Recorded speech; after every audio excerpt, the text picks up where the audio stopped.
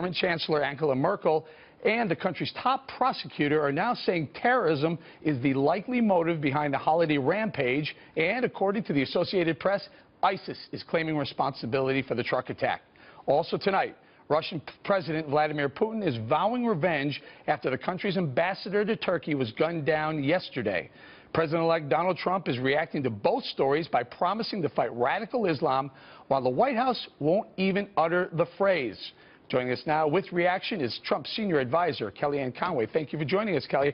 Big news day. A lot going on in the world. Let's start with the Berlin attack. President-elect Donald Trump says he will fight Islamic terror. He used those two words together. Why did he specifically do that so soon?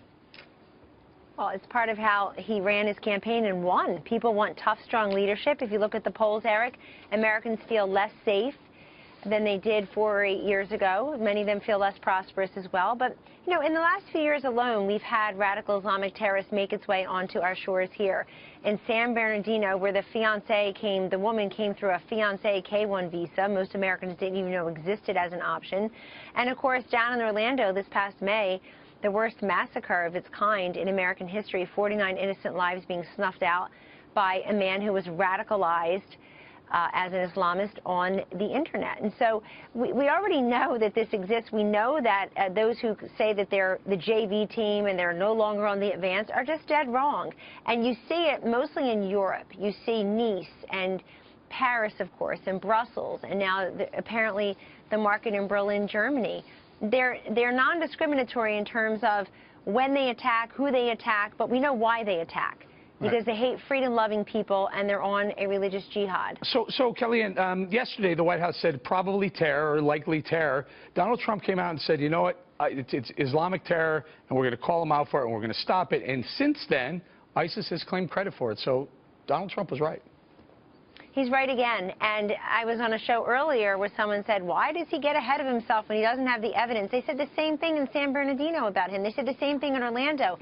The man's instincts are correct, and he's right this time as well. By the way, he doesn't say that to be right. He says it to remind all of us, Eric, of who the enemy really is here. And you can't defeat them until you're willing to name them.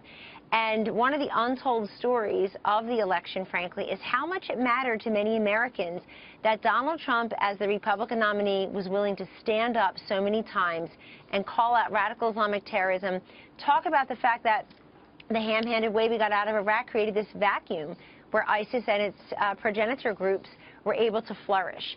And he also, you know, you may recall in August or September, he came out with this pretty muscular 4 or 5 point plan to defeat them. So people can go and look it up. They can disagree with it if they want, but he talks about extreme vetting. He talks about all those countries that harbor and train and export terrorists where we have very little vetting process. You and I know that ISIS has promised to come in through the form of refugees, Syrian refugees and others. So they've made very clear that they're just getting started. Sure. And Kellyanne, the other big story yesterday was the Russian ambassador being assassinated in front of the cameras.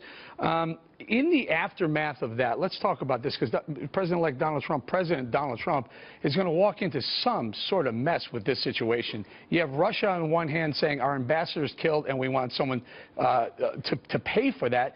Yet there are others, like former Ambassador John Bolton, suggesting that maybe this is some sort of plot by the Russians now to use this tragedy to get Turkey to get out of NATO. Now, it's a little wonky, though, but how is Donald Trump going to handle such a hot spot going forward?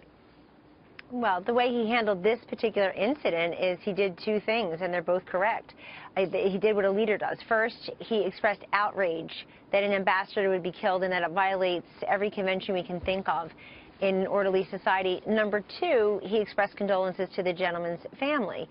That's what leaders do before they have all the evidence. And when he's president of the United States, he will make clear what his policies are. But I don't think the president-elect is going to speculate on the rest of it and come up with any type of theory other than what he sees in front of him, which is a cold-blooded murder of an ambassador in a foreign country that he's been serving. Talk to me a little bit, Kellyanne, about the very, very strategic and important country, Turkey, for many reasons. Its location to Iraq and Syria, its access. ISIS has claimed that they're selling oil to Turkey. It's part of being in NATO. It wants to be in the European Union. What's Donald Trump's Turkey strategy? Oh, I can't discuss that before he's the President of the United States. I know that he has discussed it, and we're aware of it, but we're very respectful, Eric, until he is the President of the United States and the Commander-in-Chief starting on January 20th next month, that we have a president currently. Everything you just described about Turkey is 100% correct, and obviously the President-elect is aware of that and discussing that with his leaders. He's made very clear, too, that as soon as he assumes office, he will be convening those leaders, his Secretary of State, his Secretary of Defense, his National Security Advisor, and others. And he will be conferring about the best strategies moving forward in Turkey and elsewhere. Okay, can we clear this up? Can we talk a little bit about, you know, clearly Vladimir Putin, he's ticked off. He lost an ambassador. How is, has Putin reached out to President-elect Donald Trump on this assassination yet? I'm not aware that he has. Okay. All right, let's move on to this one. Now, there's been some back and forth going on about a phone call that occurred on election night.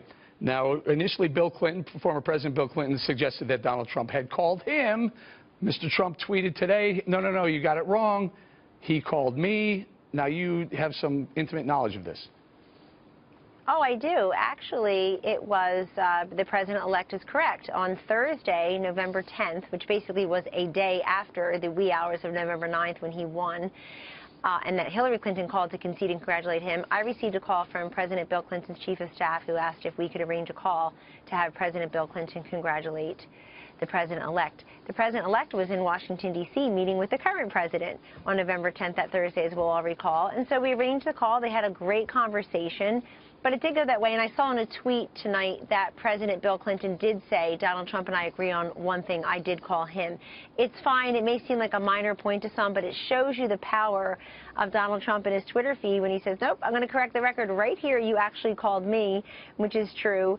I just think they're war of the word. It's not really a war of the word. It's a departure in facts when it comes to what just happened in this election. I mean, Bill Clinton won the presidency twice because he knew how to win those important blue states in the upper Midwest and other places. His wife failed to do that, and she failed to do that not because Vladimir Putin told them to ignore Milwaukee, but because for some reason they took for granted Wisconsin because it had gone blue in every election since 1984. And so I think Bill Clinton, who knows politics so well, who is clearly the more gifted, masterful politician in his two-person household, he should know better than to be blaming Russian hacking or Jim Comey or Bernie Sanders. How dare he run in the primary? Enough of these excuses. He went even further than Jim Comey. He did. He blamed the, what do you call it, the fake email scandal. Then he blamed Jim Comey. In this same comment where he said that Donald Trump had called him, in that same comment he said Donald Trump knows how to get angry white males to vote for him. Well, that's not the only group that, first of all, it's an insult, and I think Bill Clinton sounds like, in that case, a Trump voter these days. He seems pretty angry, white male, and that's too bad because he's a former president. We have enormous respect for him and for his legacy, as it were. But we also have to point out that Donald Trump had a very broad coalition in this win. He ran the tables among the same kind of Democratic Union households that Bill Clinton won and Hillary Clinton lost. He ran the tables among rural voters. Frankly, he got almost as much as Mitt Romney got among women, and he ran against the first female president. I would ask the Clintons, why didn't Hillary Clinton get 60 or 62% of the female vote? What's wrong with her running as the first female president? Why did she have this wicked gender gap among men where they disliked her, dismissed her, didn't want her to be president of the United States or commander-in-chief? They distrusted her. I mean, she underperformed among millennials. She couldn't bring together the Obama coalition, and she certainly couldn't bring together the Bill Clinton coalition. So it's pretty simple. Those comments I would call deplorable and irredeemable by Bill Clinton. Is that okay to do that? I would call them, yeah, it's something like that. But I would just call them dead wrong, and it's time to do, look, it's time for the Clintons to do what the Obamas have done, which is to open up the door and say, we are here to help you have a peaceful transition in our great democracy. We're only 1 month away today, Eric, from January 20th, and it's really time for the Clintons to tell all of their adherents, their protesters, this fanciful electoral strategy which failed, the hashtag. It's time for them to tell everybody to support this guy. So let's tell the audience. I heard some news say, I heard a rumor today that Kellyanne Conway is going to move to Washington, D.C. Kellyanne, what are you going to do there? Well, first I'm going to look for a house and some schools for my kids. We'll see how welcome the Trump people are in these schools, Eric. But I'm going to serve the president-elect and the vice president-elect in whatever capacity they would prefer me. And we've been talking about that. But either way, you can expect me in Washington, D.C. We're just getting started. This is a man in a big hurry to do great things.